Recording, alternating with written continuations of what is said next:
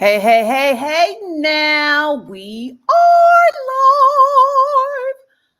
live. Let me make sure that I can see the comments over there.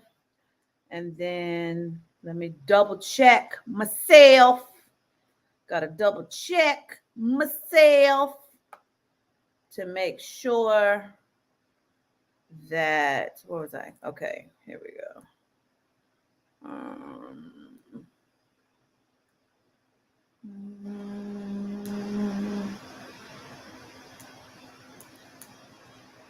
Has it gone out? Let's see.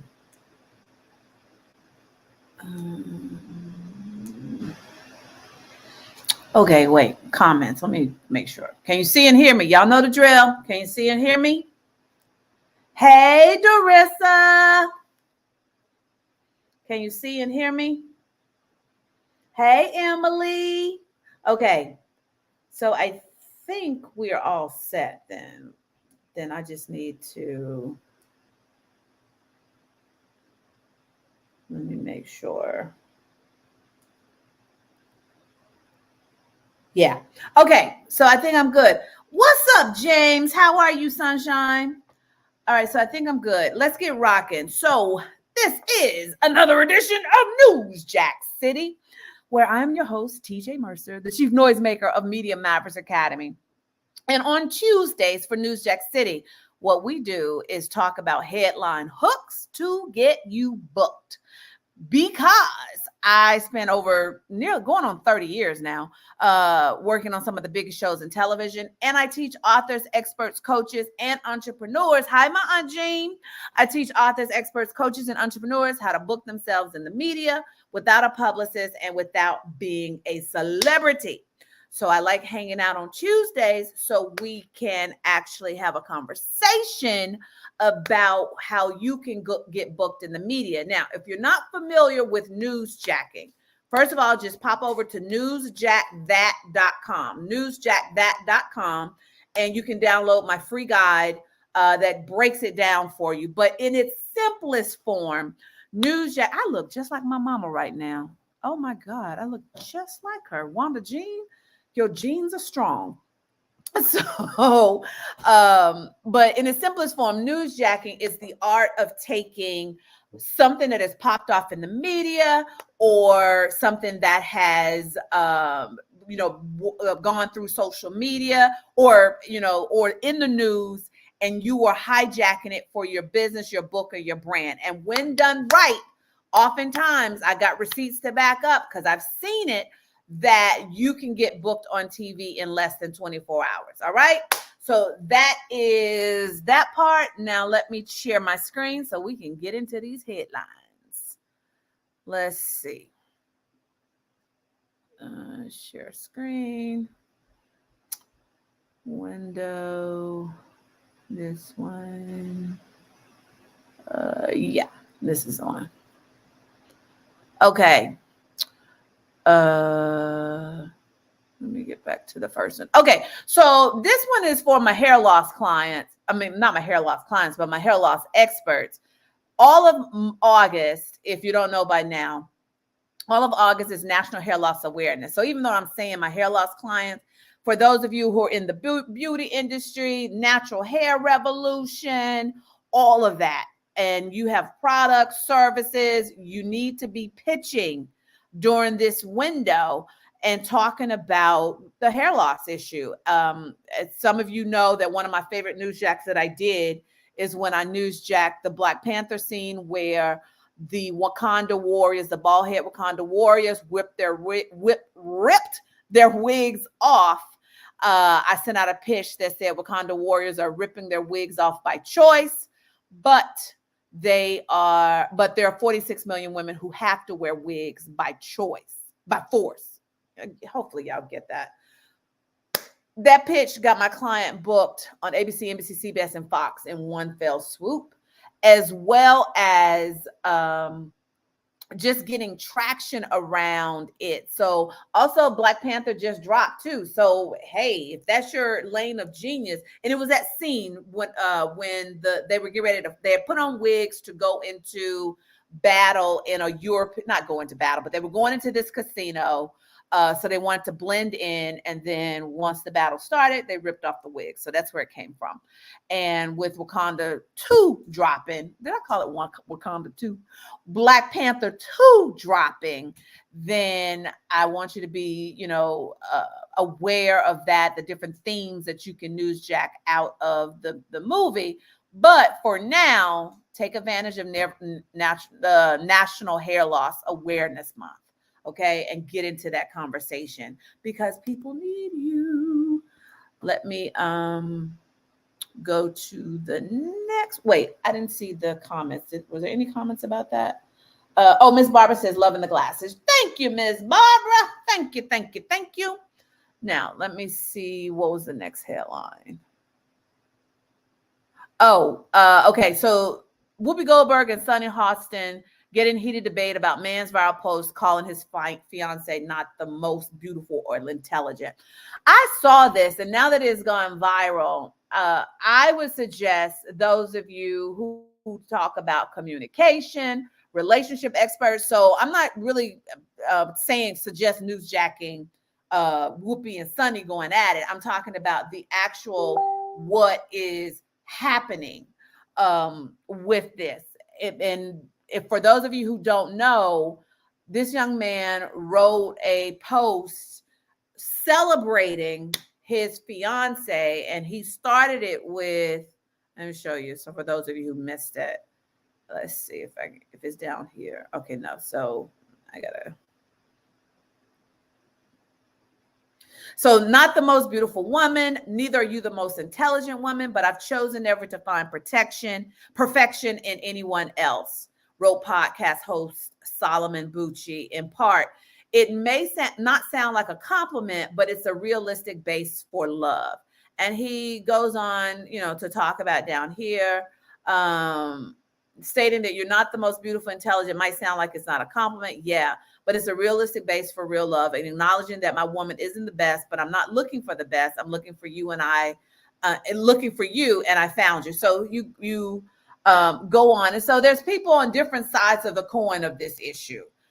You've got people talking about, okay, he should have just lied to her and like, you are the best. And then you got people who, I think Whoopi's stance was, well, he's telling the truth. So for me, whatever side of the coin you are, was this healthy for their relationship? How he went into it? Should she still say yes to marrying him? You've got people who, agreed that he's being realistic, that this is what. So whatever the side of the coin you are on for this, I would suggest you inject yourself into the conversation from a relationship perspective, even, a psychological perspective of how does that impact her? How can that impact the long-term success of the marriage if, you going in like this at the very beginning? So yeah, I thought that was an interesting take to put that out there. I'm going to come back to the next one. So this one is, okay. So even though this is a dated article, can Coco Melon cause tantrums and speech delays? I wanted to put this out there because I just saw another TikTok on it. And I thought, that's good for my parenting people, for my speech therapist, my speech pathologist, I guess you would call it, child advocates and whatnot. So the gist I'm seeing, so for those of you who don't know, Coco Melon is, from what I understand, is a popular TV show that's directed at kids. But the way it's cut and edited, some experts are saying that it's too much for toddlers to process and that it's causing tantrums and speech delays. I don't know that to be true or not. That's not what I'm bringing it to you. I'm bringing it to you as the expert for you to inject yourself into the conversation because, is it? And so I've had, I've seen posts where people are talking about when they stopped letting their child watch Coco Melon, then that's when the communication started. And, you know, there's been also parody of the Coco Melon where they talk about, you know, kids go into a trance. I actually saw a cute TikTok video yesterday, I think, where somebody turned on Coco Melon and a bunch of these adorable Labrador puppies just stopped and watched. And if you've ever had a puppy, you know, puppies are constantly just moving, and they stopped and were still. It was about like 6 or 7 of them, and they were just stopped and still, and they were engaged in Coco Melon. So I would suggest look into this. You know, what is your expertise in explaining, you know, entertainment for what is that? Miss Marva says, thank you for the heads up. For like, as a salon, we can do content for the month. Yes, Miss Barbara, that's exactly why I brought it up, because you got all August to start latching onto this. But back to Coco Melon, you know, I would suggest you watch it, see it, you know, what is the hype about, and is it good? Is it good for kids to have little brains to try to process all the, I think they explain is like quick editing and things like that. And so I never thought of it, you know, being an editor for 20 years. I never thought of, you know, how stuff that I do can impact, but I never really did kid programming either. So I'm sure if I did kid programming, I will be aware of those kind of things. So, but it never occurred to me that that could be, you know, something that could cause problems. So I want you to think about that. The Will Smith thing. So by now, you know that Will Smith came out and he did an apology, and he apologized in a video. And my friend and I were arguing yesterday because I was just basically saying to him, Will gonna be damned if he does, damned if he doesn't, because my friend just didn't think the apology was good. For me, I was like, he covered all the bases to me. He took ownership. He didn't try to. I don't know why I've started to freeze. Am I freezing on you guys? Like this happened last week, and I'm not even in the same place I was last week, but my camera is frozen. That happened to me last week. So somebody tell me if I'm frozen. For me, my face is frozen. So you can't see me in all my greatness right now. But going back to Will, and so for me, it's like, yes, okay. She says I am frozen. But you can hear me, okay? I'm assuming, because yes, you're frozen, but we can hear you. Okay, so that lets me know last week was not a fluke. That something is going on, that my video keeps freezing when I go live. Okay, so I got to address that. Because what if I had something for y'all to see and I wanted y'all to see it on me and my face? But what are the elements of a good apology? And we've talked about this before. What are the elements of a good apology? Did Will do a good job? Did he hit the markers that's considered a good apology? Or did he phone it in? Like, what is it? What is your take on it? Because my friend he wrote, and when I say write, he was actually just speaking it, an entire like essay as to what was wrong with it. And I was just like, yo, it was fine to me, but it doesn't matter if it was fine to me, because who he owes an apology to obviously is Chris, you know. So that's why I was just like, he could, I told my friend that he could, you know, walk into a room. Miss Barbara says the Will Smith story. He could walk into a room and kiss Chris' feet and somebody would be mad at that, you know. And I was just like, he's not gonna win. He's just got to be true to himself. And, you know, only he and Chris actually are the ones that really matter in this scenario anyway. Let's see what's next. Oh, I just wanted to actually put this out there again, because I've been saying it for like 2 weeks now. And when it first started, we started getting remnants of monkeypox. And I said to y'all, be watching this. Be watching this, because if you're a physician, you need to be jumping in on this and demystifying. I think that was the word I used. I believe GMA is listening to me because I'm brilliant. But talk about what we should be concerned about with monkeypox.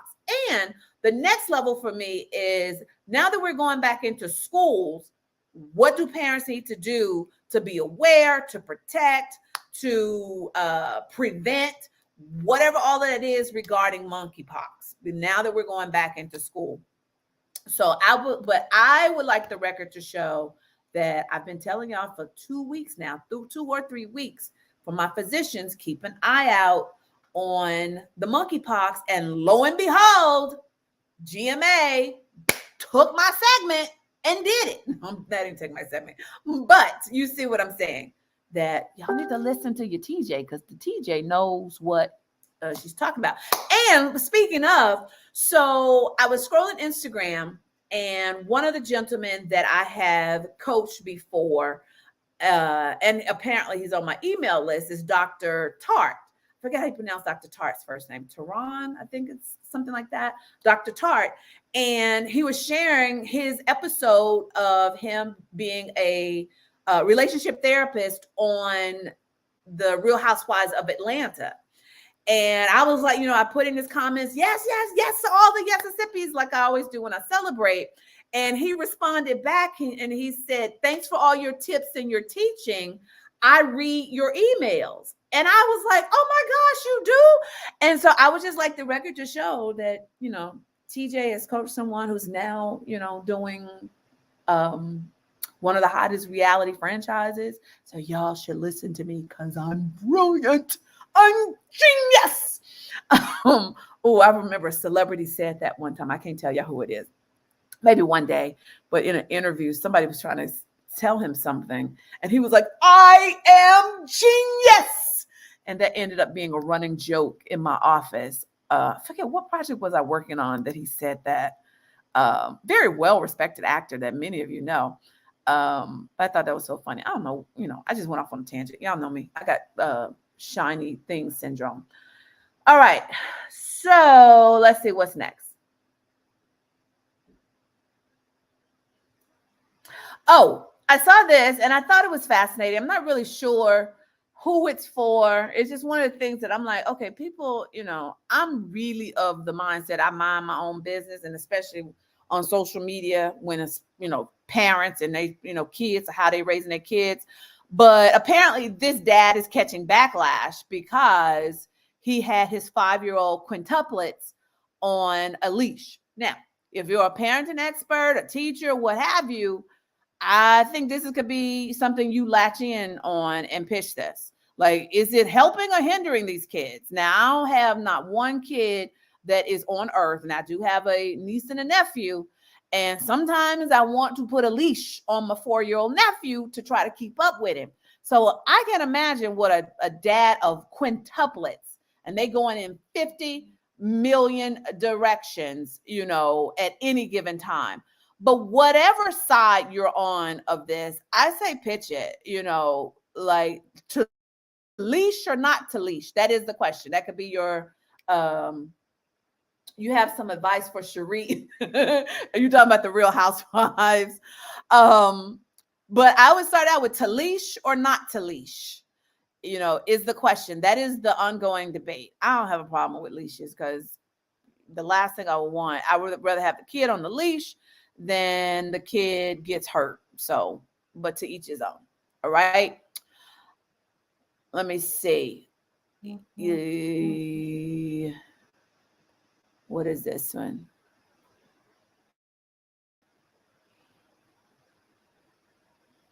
Hello? Oh, okay. So this was a story. Well, it's not coming up. Hold on. Let me refresh the page.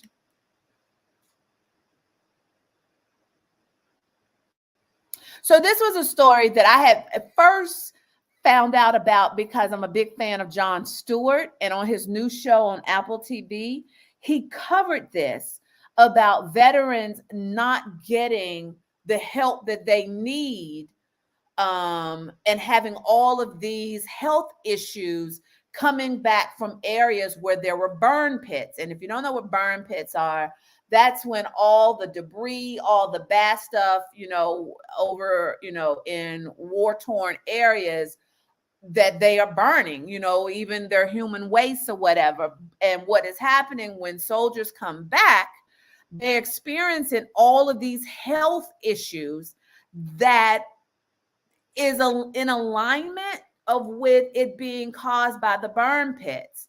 And Jon did an incredible show around it. It had veterans who were fighting to get their, benefits. Some, it was painful to watch because for some it was too late, that their diseases and health issues were so far gone. But the common denominator is that these people had been in areas that were, had burn pits. And the government is like, well, you didn't show symptoms, 30 days or 3 months after you got home, so your issue is not us. And I just thought that was horrible. So when I saw this come up on my news feed, that the Senate passed a long-sought bill to help veterans affected by burn pits, I got excited. And so this is obviously for people in veteran affairs and in areas where, you have to go through red tape. How can you simplify this for the veterans to get the things they need to know, things they need to avoid, things they don't need to say, how to navigate all the red tape, through this. There was a gentleman on the show that I would have sworn he was 55, 60 years old. That baby was only 30 something years old, but his health had been affected so much that it aged him. And so I thought this was wonderful, at least that we can begin. It hasn't quite finished. It needs to go to President Biden, but at least, hopefully some relief is on the way. No, what did he say? What did I say? Baby, Jon said what he said. Yes. So you saw that? I was just like, that's why I love Jon Stewart. I really do. Okay. And so the last one is more of a kind of a teaching moment that I want to cover before we say bye-bye. And this goes back to, I think I've covered this before about headlines and how people are mad at headlines sometimes. Didn't we cover that? And I was like, when I looked at it, I forget. Okay. I feel like I've covered that. But if not, here was another one that caught my attention. It says former Obama White House aide Seth Andrews sentenced to a year in prison for charter school theft scheme. Well, being that President Obama is our first and only Black president, people were saying, well, why they have to, I was reading the comments, but, why they got attached to, to his bad doing to Obama? Why was Obama left in the story?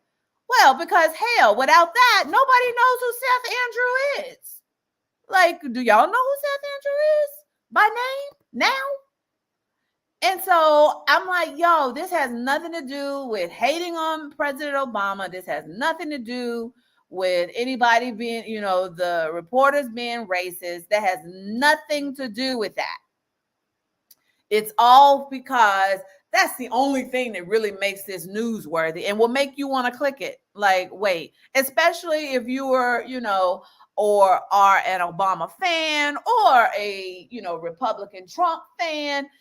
That's going to get people to, on one side, the Trump people can be like, that whole Obama administration was nothing but crooks. And see, but if you're not, then you're not going to be interested in clicking away to the story. So the whole lesson I want you to pick up on is you've got to write newsworthy headlines and subject lines to get the producers to open up your email. Just saying Seth Andrews sentenced to a year in prison for charter school theft scheme. I won't call it clickbait, because to me, clickbait is when an article is totally not what it at the headline leads you to believe. Like, it is totally a misleading headline. That's clickbait to me. This isn't clickbait to me. This is writing a headline that gets people to open it. If it's true that Seth Andrews was a former White House aide, that's the only thing that kind of makes this story interesting. Yes, I'm going to open it. And yes, I'm going to connect it to, I'm going to click it. I'm going to connect it to Obama. Because that's the only thing that's making it interesting. Okay, I see what you're saying. Yep, that's what I'm saying. I wouldn't categorize this as clickbait at all. Clickbait would be former Obama White House aide Seth Andrews sentenced to a year in prison for charter school theft scheme. And then you click on it and it's about some new initiative that, has been passed, because of charter schools taking over. I don't know. It's like, it would just be something that just totally has nothing to do with the article. And that's just not this case. So I just want you guys to be aware of when you're writing headlines and your subject lines for your pitches, these are the kind of things you got to think about. Like on our Q&A last week, one of my Mavericks was ready to quit. And I was like, well, let me see what you said, because she wasn't getting any traction from the producers. So I was like, well, show me the pitch. So she showed me the pitch and I was like, okay, so first of all, this is all about you. The producer, this is all about you. And not saying you're not dope, but if you're not leading with how do you solve a problem or really who you are, they don't care. And so she ended up being like, oh my God, I was so ready to quit. I was like, well, you were ready to quit before you brought me the problem too. So you got to show me what the issue is. And so those are the kind of things I need you guys to be thinking about. When you're writing your pitch, you got to be thinking about what is going to get that producer to open up that email. And Seth Andrews sentenced to a year in prison is not going to get a producer to open up the email. Former Obama White House aide Seth Andrews is going to get you to open the email. All right. So those are our headline hooks for today. And if you have not already, please go to movingdaymafia.org and donate, or you can get into our raffle. Wait, let me give y'all the link for the raffle. I didn't think to put that in, so hold on. And you can get a raffle ticket for as little as $5. So I need you to put $5 on it to donate to the movement that we're having with the kids who have aged out of foster care. We're taking care of 13 freshmen at Paul Quinn College in Dallas starting next week. So I just put the link in the chat for you to be able to go.